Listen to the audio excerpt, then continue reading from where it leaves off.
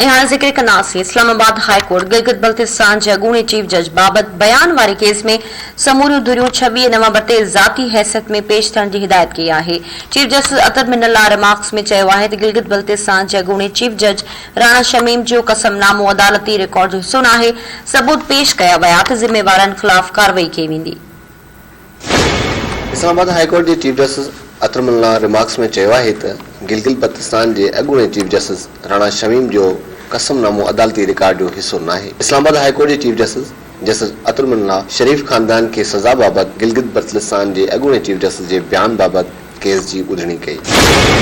ॿुधणी में अॻूणे चीफ जस्टिस राणा शमीम जी जाइ ते संदसि पुटु पेश थियो, जॾहिं त ख़ानगी अख़बार जा एडिटर ऐं अटॉर्नी जनरल समेत ॿिया पिणु पेश थिया। ॿुधणी दौरान अॻूणे चीफ जस्टिस राणा शमीम जे पुटु अदालती कमरे में वीडियो हलाइण जी इजाज़त घुरी वरिती। अदालत अख़बार जे एडिटर इन चीफ खे रोस्ट रूम ते घुराए रिमार्क्स में चयो त इज़हार जी आज़ादी ज़रूरी आहे, पर इंसाफ़ जी फरहमी बि अहम आहे। अवां जी रिपोर्ट माण्हुनि जे हक़ खे मुतासिर कयो आहे। हाई कोर्ट जे अहिड़े जज बाबति बयानु न वियो जेको बिना ख़ौफ़ जे कमु कंदो आहे। चीफ जस्टिस अतर मिनल्ला रिमार्क्स में चयो त खेसि जजनि ते एतमाद न हुजे हा त ॿुधणी शुरू न कई वञे हा। जजनि खे तनक़ीद खे बि मुंहुं ॾियणो पवंदो आहे।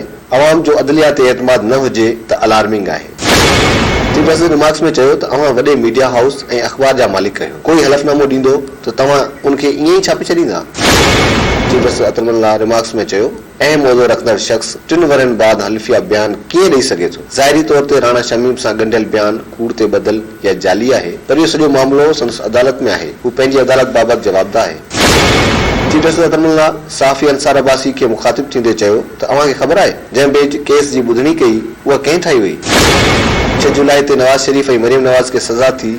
16 जुलाई ते अपीलूं फाइल थियूं। जस्टिस मोहसिन अख्तर कियानी ऐं जस्टिस मियां गुल हसन औरंगज़ेब साम्हूं केस मुक़ररु थियो। अपीलनि जी पैरवी ख्वाजा हारिस करे रहियो। छा अव्हां खां पुछो त चूंड खां अॻु केस ॿुधणी लाइ मुक़ररु करण जी हुन दरख़्वास्त ॾिनी हुई।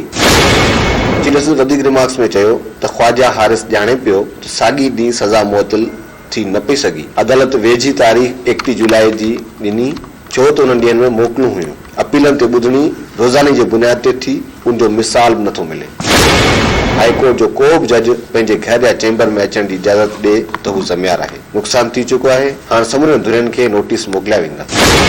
अदालत हिदायत कई त राणा शमीम समेत समूरियूं धुरियूं 26 नवंबर ते ज़ाती हैसियत में पेश थियनि। साफ़ी अंसार अब्बासी बयान शाया करण जी ज़िम्मेवारी खणंदे कार्रवाई जी आछ कई। चीफ जस्टिस रिमार्क्स में चयो त अव्हांखे जेको चवणो आहे लिखत वारे जवाब में ॿुधायो। जे बाद अदालत राणा शमीम समेत समूरियुनि धुरियुनि खां 7 ॾींहंनि में जवाब तलब कंदे ॿुधणी 26 नवंबर ताईं मुलतवी करे छॾी।